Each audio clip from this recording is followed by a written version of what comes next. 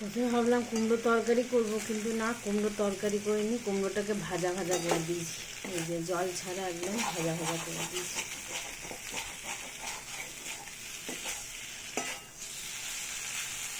একটু নুন হলুদ মিষ্টি দিয়ে দিই, এবার নামিয়ে দেবো।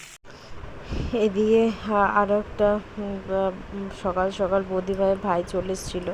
তো কিসের জন্য কী জন্য ব্লগটা কন্টিনিউ করতে থাকো, সবই দেখতে পাবে। আমার বৌদি ভাইয়ের ভাই এসেছিলো। সকাল কুমড়োর তরকারি ওদিকে মুড়ি খাবার জন্য করবো ভেবেছিলাম, কিন্তু কুমড়োটা ভাজা ভাজা করে নিয়েছি, খুব সুন্দর লাগছিল খেতে। মুড়ির সাথে খেয়েছি, ওটা রুটিতেও খেতে খুব ভালো লাগে। আর এদিকে আমি চলে এসেছি ঝাঁট দিতে, ঘরটা পরিষ্কার করে ঝাঁট দিয়ে দেবো, ওই জন্য সুন্দর করে ঝাঁট দিয়ে দিচ্ছি।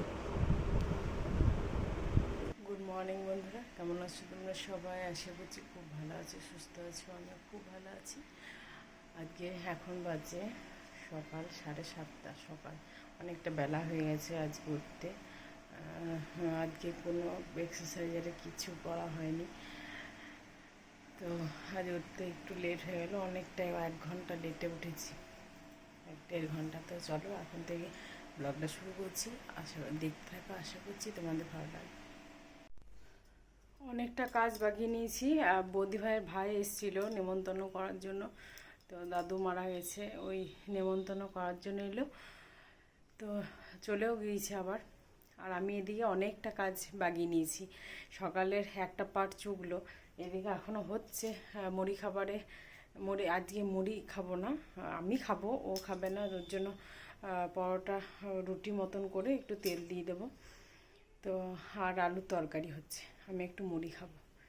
আর এইদিকে সমস্ত কাজ আমি বাগিয়ে নিয়েছি। ঝাঁটপাট মোছামুছিটা হয়নি, কেবল এবার মোছামুছি করবো। আর ওইদিকে সমস্ত সবজি কাটাকাটি বাটাবাটি হয়ে গেছে।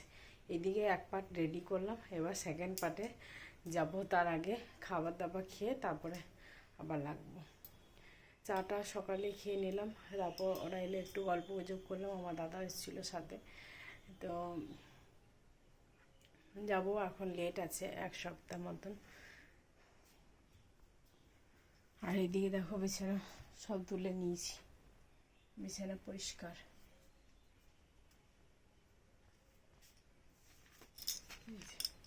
কাঠ দিয়ে দিয়েছে, একটু মরা কাঠ একটু ছিঁড়ে দিতে হয় ওপরটা। আর এদিকেও সব পরিষ্কার আছে। আর এই জামাগুলো এইখানে এখন বর্ষাকাল, শুকাচ্ছে না, তাই স্ট্যান্ডে মেলে দিচ্ছি। তাছাড়া উপায় নেই, মেলার জায়গা নেই। এই কপাটের এইদিকে এরকম করে মেলে মেলে রাখতে হচ্ছে। বর্ষাকালে একটা স্যাঁতস্যাঁতে ব্যাপার থাকে, ওর জন্য না মিললে এমনিতেই রোদে শুকাচ্ছে না, রোদ একদম নেই। বৃষ্টির মধ্যে একদম ভ্যাবসা গরম লাগছে, আজকে তো আরও গরম আছে, তাই খাটের স্ট্যান্ডগুলোতে মেলে দিই। আর ওইদিকে কাপড়গুলো মেলে দিলাম, এই যে কাপড়গুলো মেলে দিলাম সুন্দর করে।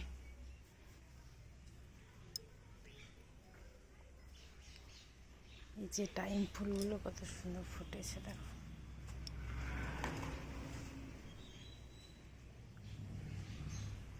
আর পেঁপে গাছগুলো কাল সব খেয়ে নিয়েছে আবার বান্দরে। এই যে গোলাপগুলো কত সুন্দর কুড়ি এসছে।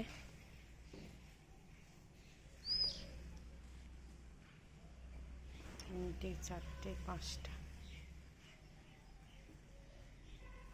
আছে। লঙ্কা গাছগুলো কেমন কুকুটি লেগে যাচ্ছে, কি করতে হবে তোমরা যদি কেউ জানো বন্ধুরা কমেন্ট বক্সে লিখে জানিও তো। এই যে পাতাগুলো কুকুরে যাচ্ছে, এই যে লেবু গাছে পাতাগুলো পোকাতে খেয়ে নিচ্ছে, ওষুধ দিতে হবে। কি ওষুধ দিতে হবে আমাকে একটু জানিও।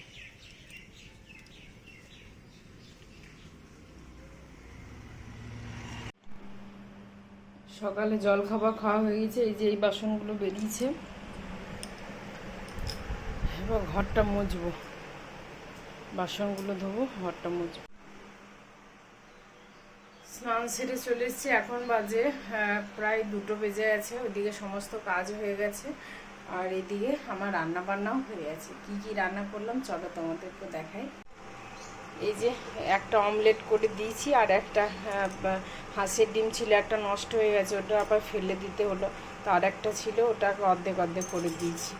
তো এই যে একদম হালকা পেঁয়াজ দিয়ে ঝোল বানিয়েছি। আর এদিকে হচ্ছে বাঁধাকপির তরকারি, আর এখানে আছে সাদা ভাত, আর এদিকে আছে আমড়ার চাটনি। গুড ইভিনিং সবাইকে। আজকে বিকেলে বানিয়ে নিচ্ছি চপ, লাল আলু দিয়ে ছোট ছোট আলু চপ বানাবো। প্রেসার কুকারে একটা সিটি দিয়ে দিয়েছি, দুটো। তারপর আদা আর একটু কাঁচা লঙ্কা থেতো করে নিয়েছি।